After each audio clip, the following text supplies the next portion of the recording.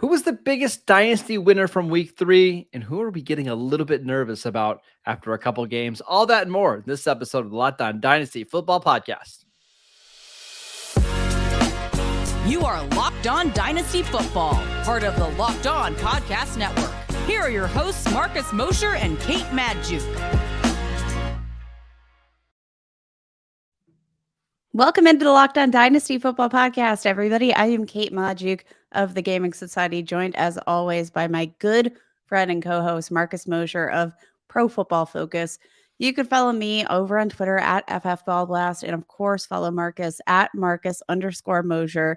Give our show a follow at Locked On Dynasty, and be sure to subscribe wherever you listen to your fantasy football podcasts.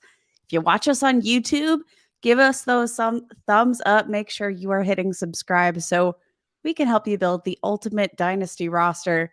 Marcus, we are wrapping up week 3, and it was a good week. There was a lot of, for a slate that I was like marginally excited about. Like, there was a lot of very exciting game action and a lot of surprises in store so far for what we've had in week 3. How are you feeling heading into Sunday Night Football? I'm doing great. We should also mention, yes, we are recording this before the Sunday Night Football game. A lot of fun, a lot of players to talk about, so let's get right into it. Kate, your biggest winner from week 3 was? Cordarrelle Patterson. And no, I'm not kidding at all. He's just a freak of nature. And the Falcons have absolutely unlocked him. 17 carries, 141 rushing yards, and a touchdown. To boot, 1 catch for 12 receiving yards. Like, what is shocking to me is that we're seeing him be extremely productive and not necessarily through the air, which was kind of a concern that I had heading into this season. He's still got a very tight grip on the workload there in Atlanta. I mean, this is like an RB1 rest of season. I don't really think I should be getting all that many start-sit questions about Cordarrelle Patterson anymore. Because, like, what running back do you reasonably sit who's posting like 15 to 20 carries a game? You don't sit this guy. No, absolutely not. I mean, for his long-term dynasty value, it's a little tricky, but he already has 2 games this year, over 120 rushing yards and a touchdown.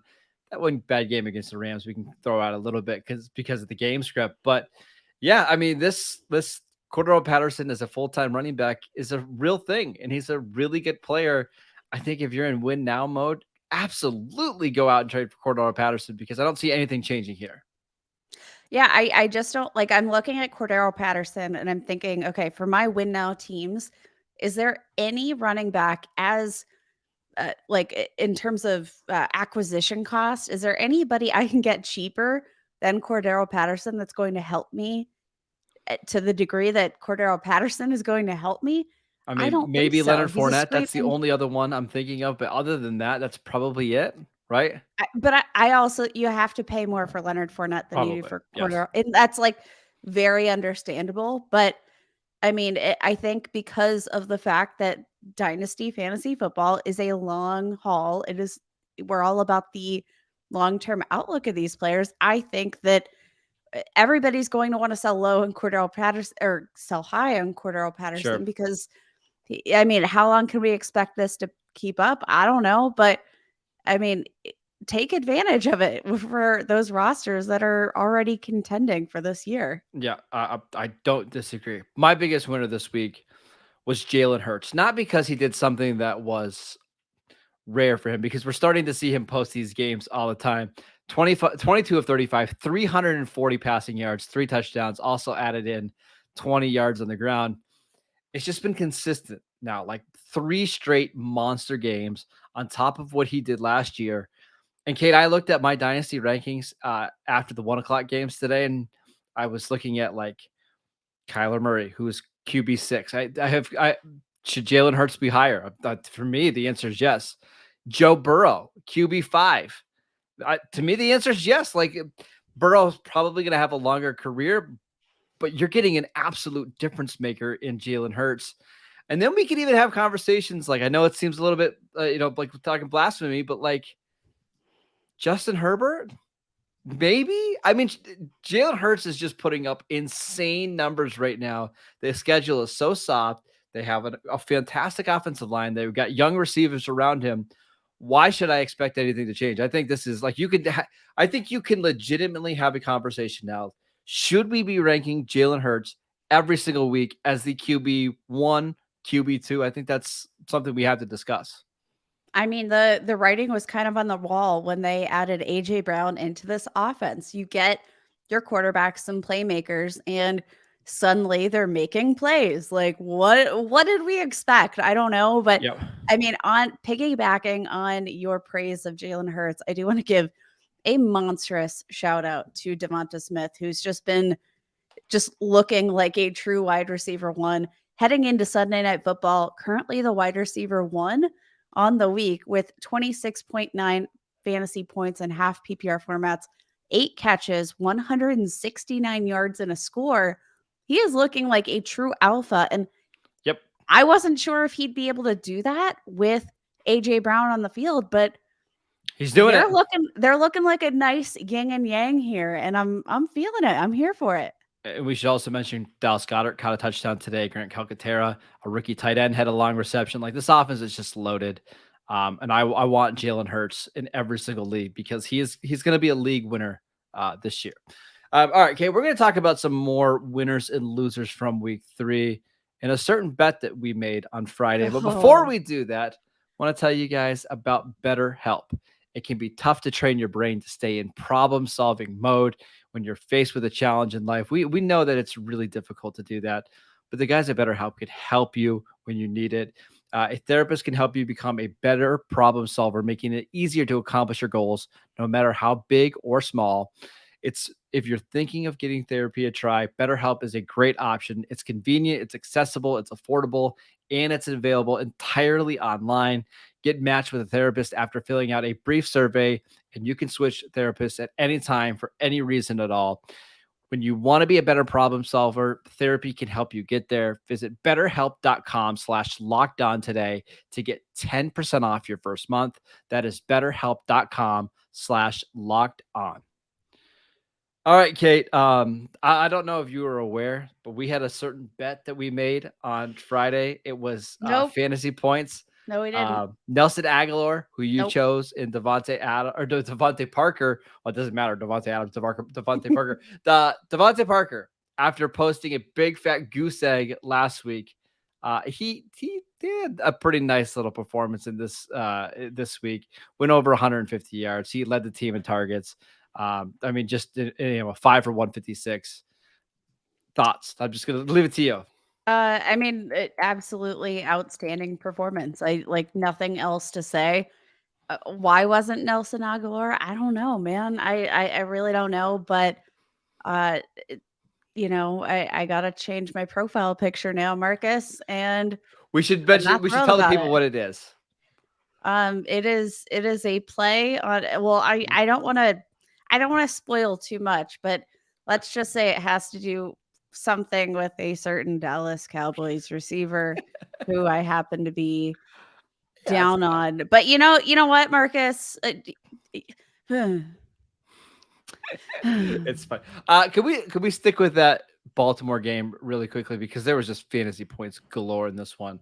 We should mention Lamar Jackson, 218 yards passing, 4 touchdowns, had another 107 yards on the ground, a touchdown. I mean, we were talking about Jalen Hurts.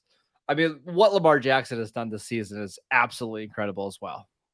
I mean, like literally, I would not be surprised at all to see Lamar Jackson leading the race for NFL MVP after this week. He's doing it through the air. He's doing it on the ground. Like, he has been unstoppable. And I think it's pretty incredible because we looked at this receiving core coming into the 2022 season, said, like, what is Lamar supposed to do with these weapons? Like, how is he ever going to overcome this? And he has, and he's been a absolute monster. I want to bring up one more player in this game because there were so many plays made on both sides of that ball. But let's talk about Devin Duvernay, who's like slowly coming on. And Marcus, I don't try to get too hyped up on these big splash plays. Like last week, he had the what was it, a punt return touchdown, A like kick return touchdown, a opening game kick kick return. return. Yep. Yeah, a kick return touchdown, like these kind of fluky plays. But Marcus, it feels like we just keep having these Devin Duvernay splash plays, and it makes me wonder, could he be here to stay? Maybe. Yep. Like the more he does, the more he, like, every time he gets an opportunity, it feels like he's making a big play for the ball. And I mean, how many times does he have to do that before Baltimore starts generating more touches for him? I think that he's on the right path. And Absolutely. again, kind of a low-key value in Dynasty right now, I think. Yeah, I think he's at least a flex play for the next couple of weeks. But Lamar playing this well and the Baltimore's defense struggling, I think they're going to have to throw the ball. So I think Duvernay is somebody to keep an eye on. I want to tell you a quick story that I had this week in a short bench dynasty league. Somebody dropped Sky Moore in one of our leagues, and I decided to pick him up. I'm like, you know what? I'm going to pick him up. This is a guy that the chief coaching staff keeps bragging him up. They said he's going to get more work. So I picked him up, and the guy that I dropped, Kate, Khalil Herbert, who went bonkers today after David Montgomery went down with an ankle and a knee injury. Khalil Herbert, 20 carries for 157 yards and 2 touchdowns. Also caught 2 passes for 12 yards. We don't know how long David Montgomery is going to be out, but anytime Khalil Herbert has gotten the chance to play a significant amount of snaps, he's been really good. And if Herbert gets to start next week, I don't know how we rank him outside of the top 15 running backs. Yeah, Marcus, leading into Sunday Night Football, currently the running back one on the week. Like, the running back one, 20 rush attempts, 157 rushing yards, and 2 touchdowns. Every time you see him get a significant workload, he produces with that. And I mean, he's looked better than David Montgomery, I think. Oh, yeah. And Montgomery's looked good. Like, Montgomery has looked good. Yep. Yeah. Like, I think Khalil Herbert steps into this role, and he's a absolute lock for RB1 production. Now, absolutely, based on like the initial chatter we're seeing on Twitter from some of these, sports physical therapists who watched the injury, it does seem like the general consensus is that Montgomery's probably going to miss some time. So, like, Khalil Herbert, if he is on your waiver wire for whatever disgusting reason that he is, he needs to be a huge priority waiver wire pickup. And Marcus, like, in terms of his long-term outlook, this is David Montgomery's final year of his contract. I have to imagine that they're not going to prioritize David Montgomery and in his return. No. I think that this is going to be Khalil Herbert's team. And 100% fab budget on this one. 100%. Yep, like 100%. Spend it all. Yeah, spend it all. I'm so bad. Can I get one guy really quickly before we move on to losers?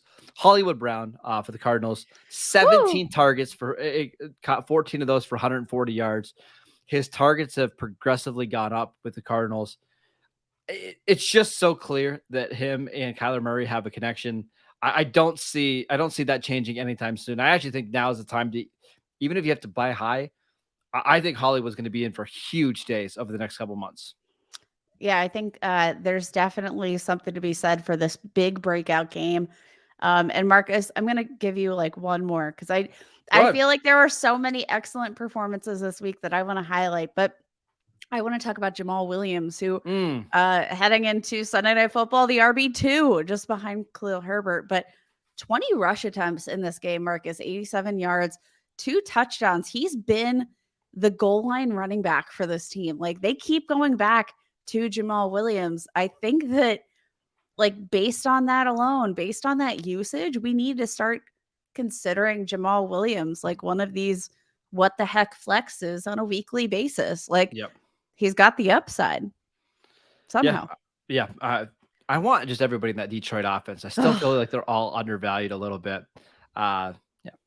All right, let's go ahead and transition over to losers. And there's several to talk about, but I'll tell you one that I'm getting a little bit concerned about. Okay, not enough for benching him or anything like that. But Jonathan Taylor, he's been the RB1 for everybody in dynasty leagues. People have been trading a ton to get him. Last couple of weeks, just not great. Even to get in a win this week against Kansas City in a game that was close the entire time, 21 carries for 71 yards, no touchdowns, hasn't scored in the last 2 weeks. Did catch 3 passes for 20 yards, but overall hasn't been only has, 7 receptions on the season. I'm just a little bit nervous. I'm not panicking. I'm just nervous. It's pretty clear that this Colts team just doesn't have the offensive line that it had last year. Nervous. Yeah, I feel like the line right now that we should use is I'm not mad, I'm just disappointed. Yep. I like Yep. like that feels like it encapsulates every fantasy football manager's feelings right now towards Jonathan Taylor because it just like he just hasn't looked the same in terms of his consistency and that kind of like nonstop playmaking ability. Like it's just not been as overwhelming as you want him to be. Yep. And that's a huge bummer. So I'll give you another running back just really quickly because it's kind of the same mold. Joe Mixon, the yeah. Bengals won today, but 12 carries for 24 yards, just 3 catches for 14 yards. Hasn't scored a touchdown yet this season. Kate, here's his yards per carry over the last 3 games: 3.0, 3.0, 2.0. Bengals fans that I was seeing on Twitter, including our Locked On Bengals people, were saying that Samaje Perine is clearly the better runner right now. I don't know if Joe Mixon's dealing with an injury or he's just at that point of his career where, the touches are starting to rack up, but he has not looked good at all this season. Marcus, he is currently ranked 4th among running backs in rush attempts per game. And with that amount of touches, you think, all right, now we're cooking. Like we're doing good things. But he's the RB16 right now through 3 games. And I don't really know what to do with him because Samaje Perine has looked like the more explosive player.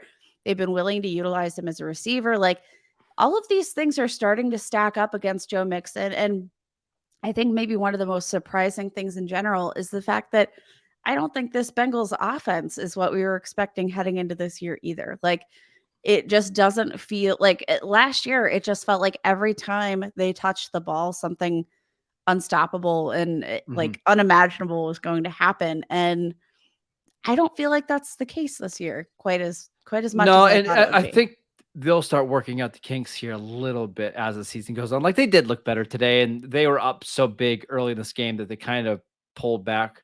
But I think you're right. It's pretty clear this offense is not quite the same as we saw last year.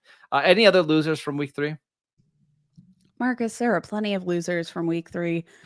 Unfortunately, let's talk about Travis Etienne. I was going to mention him. This is a good one. Yes. And it's not necessarily his fault.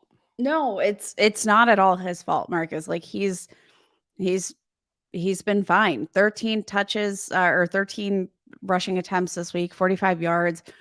But like the thing that makes him the loser is not him. It's the fact that James Robinson just continues to dominate. 17 for 100 and a score on the ground. Like James Robinson, like to your point about Samaje Perine, James Robinson looks like the better running back in this offense, and he's getting the touches and he's doing a lot with them. Like if Travis Etienne was touching the ball and every time he did, it went for 10 yards, that would be fantastic. But that's kind of the case just with James Robinson. And I was talking to somebody on the phone who is involved in the NFL today, and they were saying, man, Travis Etienne looks like one of the most explosive players in the league with the ball in his hands. And I was like, yeah, it's right. The problem is James Robinson looks really good. And it feels like Doug Peterson is committed to he's committed to a committee. How about that? And Robinson's just the better inside runner. I think they trust him more in pass pro. So they're both going to be on the field. And I don't know if this is going to be a long-term thing. Like we see this for the next couple of years, but it kind of feels like the Jags like the idea of pairing ETN with a bruising running back. And I get it. I think it makes a lot of sense. Yeah, for sure. I do have one more loser. I don't know. Do we want to get into that before we break? Or... No, go ahead. We'll finish out the show. Go ahead. All right. Well, we got to talk about Tom Brady, who Sorry, Are guys. you He the is first not. person ever to call Tom Brady a loser? Yes, Okay. yes, confirmed. He's 100% going to show up to my house with like a, I don't know. I was gonna say like a butcher knife, but he'd Yeah, probably be like close. a Like, hard avocado. yeah, I was gonna say like something much more like a giant box of like protein powder just to like slam me over the head with. Like, but I mean, hasn't yet exceeded 15 fantasy points at once this year. Had 11 or fewer fantasy points in 2 out of his Yep. 3 games, and I don't think that any of us necessarily would have projected that right out the gate. Just considering like how good he looked last season. Like, Now I there's mean, a chance that they've just played 3 really good defenses in Dallas, there's New a Orleans, chance. and Green Bay, and they've got a lighter schedule coming up. But to the point, like they got injuries. He hasn't looked great. They're not scoring a bunch of touchdowns. It's concerning.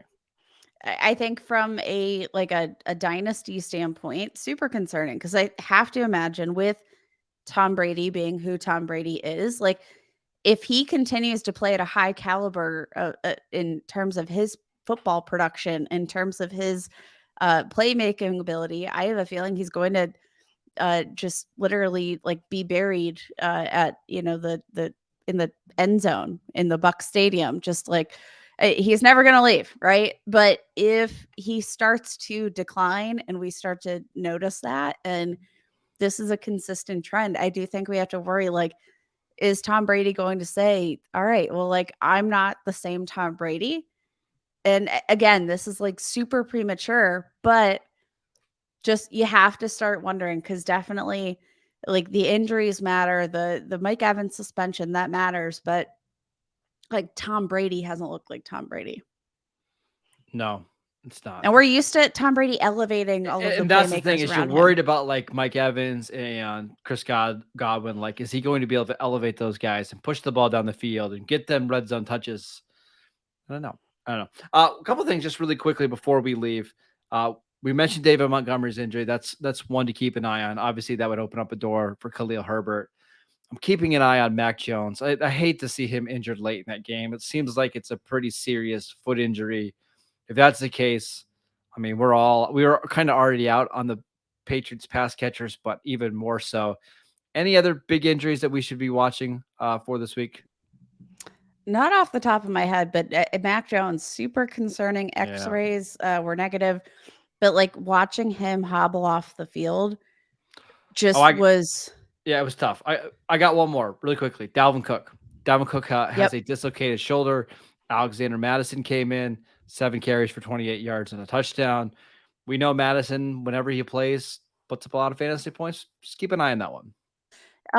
Marcus, on that note, in terms of Dalvin Cook's like injury history, he's had shoulder Yeah. issues, like a lot of shoulder issues. So you have to be a little bit concerned here because it's not like this is the first time we've seen it. It's like if I this has been, I don't know how many dislocated shoulders has he had, because it feels like a A lot. lot. We're hoping that this is one of the few handcuffs cuffs you had on your roster because we do know that when Alexander Madison is forced into action, puts up a lot of points. So we'll monitor that situation. I'm sure Matt and Ryan will touch on that on Tuesday and Wednesday. We want to thank you for making Locked On Dynasty your first listen every day. Now make your second listen to Peacock and Williamson NFL show. Brian Peacock and former NFL scout Matt Williamson give you the expert NFL analysis in less than 30 minutes. It's free and available wherever you get your podcast. Matt and Ryan will actually be here on Tuesday, Wednesday, and Thursday. Kate, you and I back on Friday to get ready for week 4. Should be a lot of fun. Please download the podcast wherever you get your podcasts. Check us out on YouTube. You can follow Kate in her fantastic new avatar at FF Ball Blast. I'm at Marcus_Mosher. We'll see you guys next time.